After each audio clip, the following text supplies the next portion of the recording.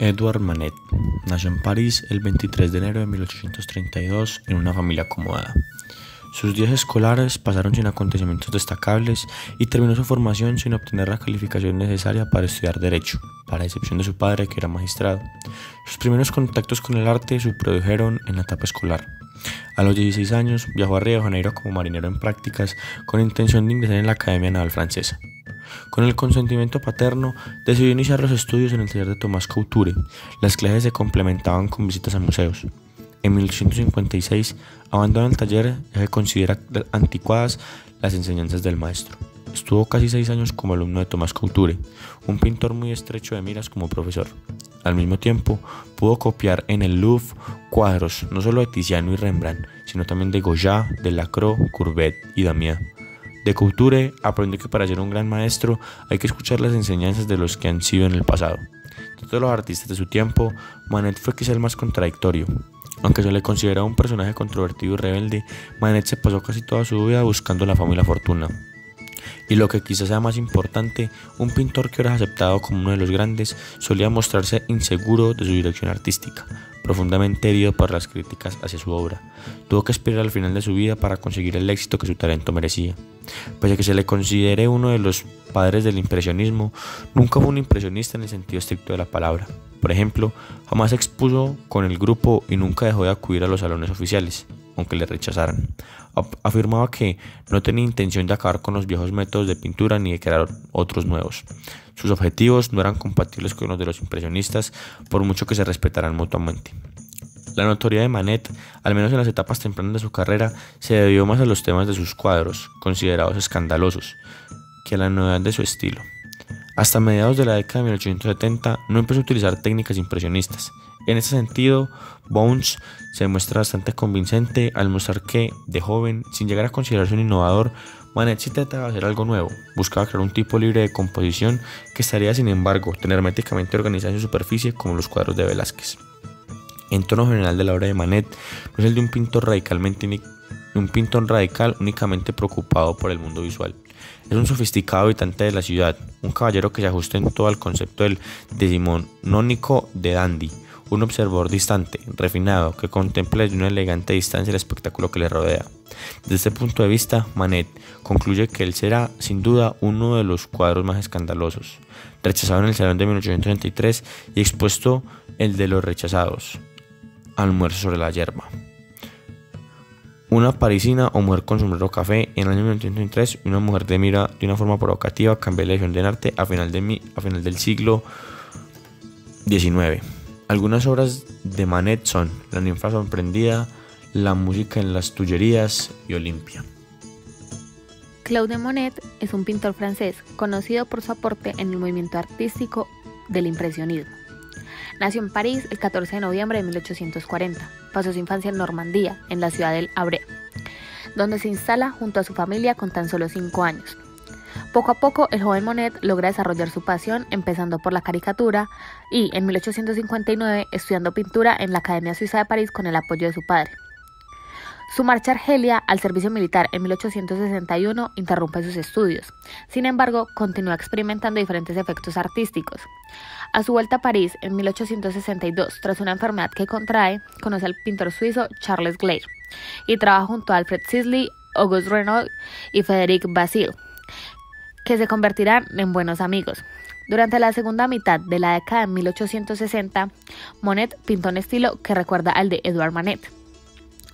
A medida que amplía su estilo, Claude Monet se enfrentará a dificultades económicas, ya que ningún salón quiere exponer sus lienzos, a pesar del éxito de La Femme de Robe Verte, que representa a Camille Donsieux, la mujer que se convertiría en su esposa en 1870. Posteriormente, Monet viaja a Londres durante la Guerra Franco-Prusiana y conoce al comerciante Paul Durand-Ruel, quien le comprará sus lienzos y contribuirá a la difusión de sus obras impresionistas. Una parte del futuro grupo de los impresionistas se une en 1872 en Argenteuil, formada por Monet, Manet y Renoir.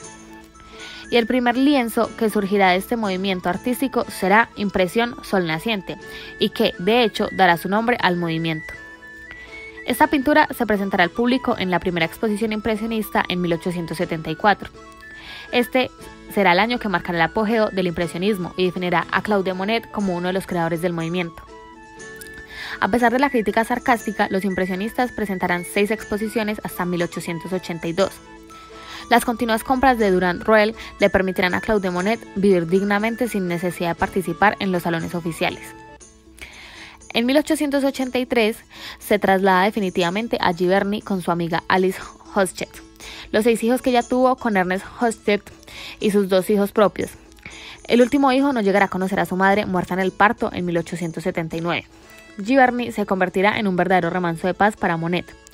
A pesar de los numerosos viajes que realizará para inspirarse con los diferentes paisajes franceses, finalmente será en 1890 cuando decidirá comprar la casa en la que vivía Giverny y cuyos jardines le inspirarán para crear obras tan famosas hoy en día como la serie de los nenúfares. El 5 de diciembre de 1926, Monet fallece en su casa de Giverny, rodeado de toda su familia. Tras su fallecimiento se creará la Fundación de Monet para conservar el patrimonio de Giverny y abrirlo al público. Pierre-Auguste Renoir nació en Limoges en 1841 y murió en Cagnes-sur-Mer en 1919. Fue un pintor francés, una de las más destacadas figuras del impresionismo, tendencia de la que se distanciaría para seguir una línea personal. Sus primeros intereses como pintor se inclinaron por la escuela de Barbizon y consecuentemente por la pintura al aire libre. Durante los días agitados de la comuna, pintó con Monet a orillas del Sena. En 1833 terminó Jinetes en el bosque de Bolonia, excluida del salón oficial y expuesta en lo de los rechazados. Durand-Ruel se interesó por su obra y en 1874 participó en la primera exposición impresionista en los estudios del fotógrafo Nadar. Allí expuso, entre otras obras, El Palco. Se trata de un gran lienzo donde representa a Nini López y a su hermano con una técnica de pinceladas sueltas fundidas entre sí, de contornos imprecisos y poco definidos. La composición piramidal se caracteriza por los ritmos ascendentes y sinuosos del vestido negro de ella y los de la chaqueta de él, así como señala la importancia de las cabezas. La de ella expresa serenidad y atención, mientras que la de él oculta su mirada tras los prismáticos. En 1878, Renoir se alejó del grupo impresionista y buscó el éxito en los salones oficiales. El abandono de los principios impresionistas se acentuó cuando, a partir de 1881, numerosos viajes despiertan su admiración por cierta idea clásica de lo bello, que le llevó a cuestionarse el valor de la espontaneidad de su técnica anterior, alejándose progresivamente de los efectos atmosféricos en busca de una pintura más definida. De esta época cabe destacar obras que reflejan momentos de la vida parisiense contemporánea, como el cuadro Madame Charpentier y sus hijos, que fue expuesto en el Salón de 1879, donde recibió la aprobación del público y la crítica.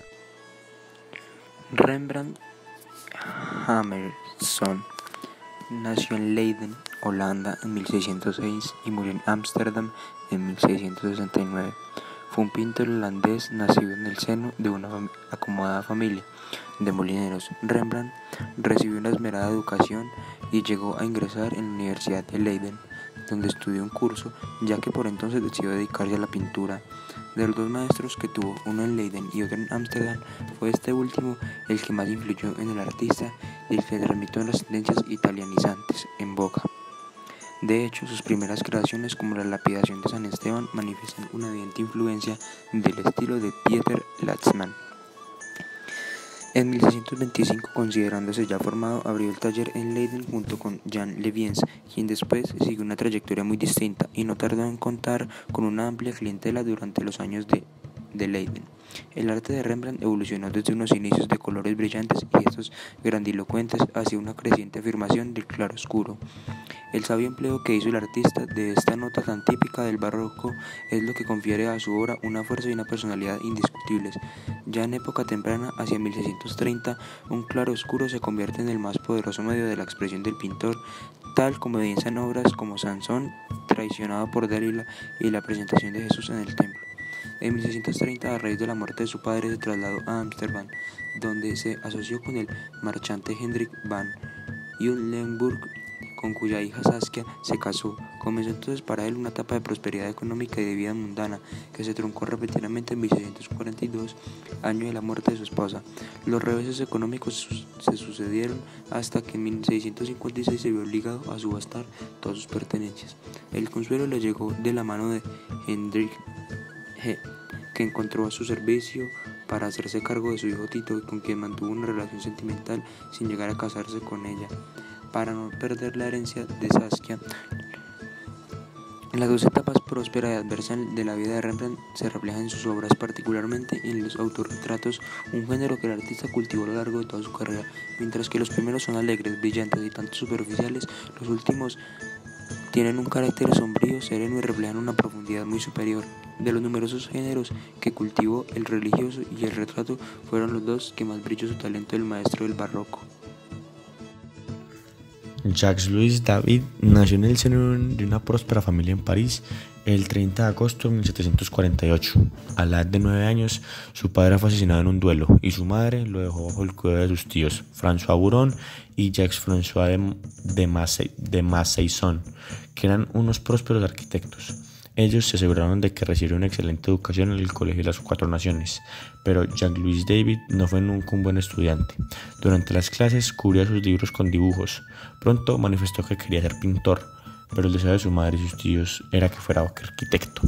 Finalmente, venció los recelos de su familia y fue al taller de François Bouquet, máxima figura de la época, así como pariente lejano de David. Bouquet, en sus inicios pintor rococó, se encontraba en un periodo más clásico de su pintura. Bouquet decidió que, en vez de enseñar personalmente a David, ponerla bajo la tutela de su amigo Joseph-Marie Vien, que había adoptado gustos clásicos frente al rococó imperante. Allí David asistió a la Real Academia de Pintura y Escultura, situada en lo que es hoy el Louvre. David intentó ganar el premio de Roma 4 veces entre 1770 y 1774, que consistía en una beca para una estancia de 4 años en la Academia Francesa en Roma. Una de ellas, de acuerdo a la leyenda, lo perdió porque no había consultado bien uno de los jueces que otorgaba el premio, otra porque algunos estudiantes habían estado compitiendo durante años y bien pensó que la educación de David podía esperar. No así la de otros pintores. En protesta, David se puso en huelga de hambre. Al quinto intento, David lo gana, finalmente en 1774. La más usual en este caso, influencia de Vien, le permitió ir directamente allí en 1775, cuando Vien fue nombrado director de la Academia Francesa en Roma. Los compañeros de David en la academia encontraron difícil relacionarse con él, pero reconocieron su genio. Permitieron a David que se quedara en la Academia Francesa en Roma durante un año más, pero después de 5 años en Roma, regresó a París.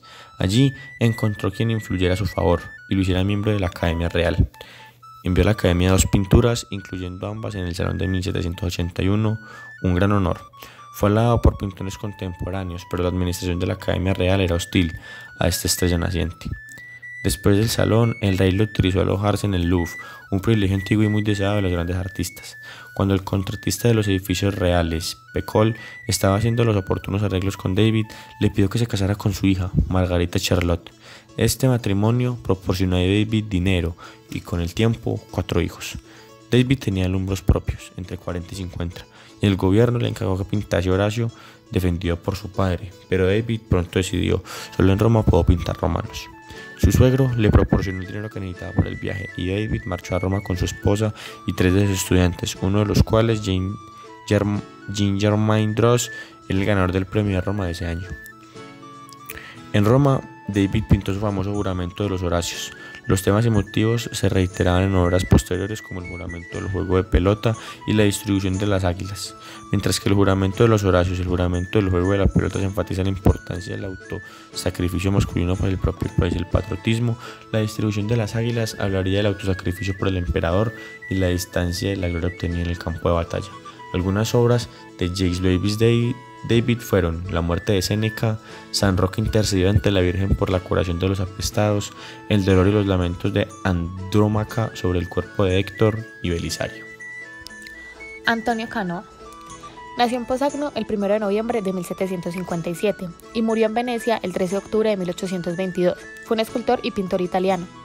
Su estilo estuvo inspirado en gran medida en el arte de la antigua Grecia y sus obras fueron comparadas por sus contemporáneos con la mejor producción de la antigüedad. Fue considerado el mejor escultor europeo desde Bernini.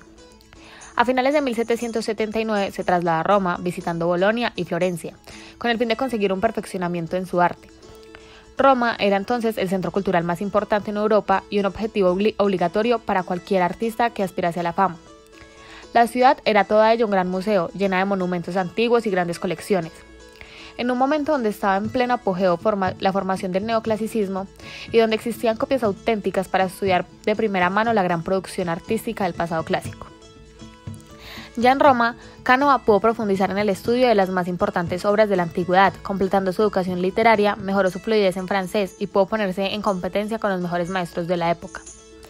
La producción total de Canova es extensa, esculturas de grandes dimensiones.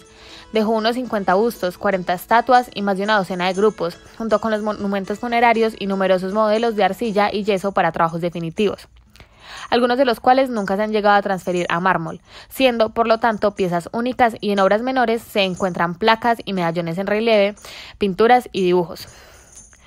Surgido de este ambiente e ilustrado con perfección de estos principios, el arte de Canova puede ser considerado, de acuerdo con Armando Balduino, el resumen mismo de la grecomanía neoclásica, interpretada de acuerdo con la visión de Winckelmann, afortunadamente evitando lo puramente decorativo, imitaciones mecánicamente académicas o propagandísticas que sufrieron otros artistas neoclásicos.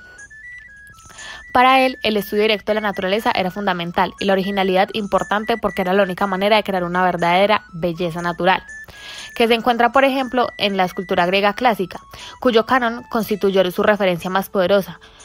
Al mismo tiempo, su amplio conocimiento de la iconografía clásica le permitió retirar los elementos innecesarios para crear una pieza que remitía a la antigüedad, pero que estaba cubierta con nuevos significados. La sensualidad contenida y subliminada en el encanto de sus figuras femeninas fue siempre motivo de admiración y se le llegó a nombrar como el escultor de Venus y las Gracias, que es justo solo en parte, dada la fuerza y la virilidad de su producción heroica y monumental. Por esto, algunas de sus esculturas más famosas son las Tres Gracias, Venus victoriosa, Venus itálica y Napoleón como Marte pacificador. Edgar Degas nació en Francia en 1834 y murió en 1917 en Francia. Fue pintor y escultor, maestro del pastel, obsesionado por la danza o más bien por las bailarinas. Fue uno de los más célebres artistas vinculados al impresionismo, aunque a decir verdad se veía a sí mismo como un realista, y para él la verdadera belleza radicaba en el dibujo acabado, algo verdaderamente antiimpresionista. Tampoco le interesó nunca el paisaje como al resto de impresionistas, de hecho prefería los interiores y se dedicó exclusivamente al estudio del cuerpo humano. Por supuesto convivió con el resto de artistas del movimiento y compartió con ellos no solo jergas, cenas y borracheras, sino también el amor por los grabados japoneses y por la fotografía, que dotaban el arte de la época una instantaneidad tan moderna como inusual. A Degas le interesó ante todo captar el movimiento, y esto se ve tanto en sus pinturas y dibujos de bailarinas como en esculturas. De la misma temática, él intentó atrapar las posturas de sus modelos de la forma más natural y fotográfica. Parisino de toda la vida, pudo dedicarse al arte con la ayuda del dinero familiar. Se dice que tenía un agudo ingenio, llegando a veces a rozar la crueldad. Muchos afirmaron que era un misántropo muy maniático. Soltero empedernido, fue conservador en cuanto a lo político, oponiéndose a toda reforma social. Incluso es famoso su antisemitismo, estimulado por el caso Dreyfus, que dividió a París a finales del siglo XIX. En la década de 1880 empezó a perder la visión y decidió centrarse en la escultura y el pastel, que requerían menos agudeza visual, aunque era de todos sabido que fingía estar más ciego de lo que realmente estaba, para no tener que salvar a la gente que le caía mal. Con la edad se fue recluyendo más y más y acabó sus días ciego, solo y demasiado valorado por los jóvenes artistas que vivían en París. Y solo hasta 1917, o después de su muerte, él comenzó a ser reivindicado. Jean-Auguste Dominique Ingres nació en Montauban, en Francia, en 1780 y murió en París en 1867. Pintor francés, último representante de los grandes pintores del neoclasicismo francés. Ingres se enfrenta, sin embargo, con una postura ambigua frente a los postulados clasistas que le sitúan dentro del germen del movimiento romántico. Estudió en la Academia de Toulouse antes de trasladarse en 1797 a París. En 1801 ganó el Prix de Rome con Aquiles y los enviados de Agamenón, pero no pudo ir a Italia por motivos políticos y comenzó a trabajar como pintor en París. Cumplió peticiones privadas, sobre todo retratos y encargos oficiales. En 1807, Jean-Auguste Dominique Ingres pudo establecerse por fin en Roma. subvencionado por el gobierno francés, y cuando se le acabó la beca decidió permanecer en la ciudad por su cuenta. No le faltaron los encargos, en particular de la colonia francesa y de Napoleón, para quien decoró su palacio en Roma. La gran odalisca es una imagen típica del gusto por los temas exóticos y orientales del momento y una figura sorprendente por sus tres vértebras de más. Como señalaron los críticos, y en la mezcla conseguida entre el contorno sinuoso y reptante con la tradición del neoclásico, Ingres reiteró estos interiores turcos y ambientes manarios a lo largo de toda su carrera, creando un modelo femenino sensual, de rasgos indolentes, en una atmósfera que parece estar inmóvil y congelada por la frialdad de la factura.